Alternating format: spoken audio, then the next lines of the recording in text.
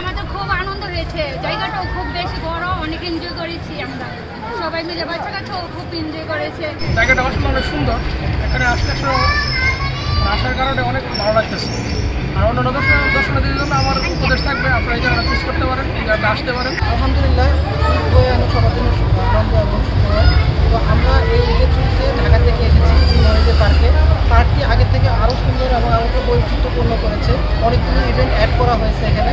তো আলহামদুলিল্লাহ আমাদের ঘুরে পার্কটাকে খুবই ভালো লাগলো এবং অনেক উপভোগ্য হয়েছে।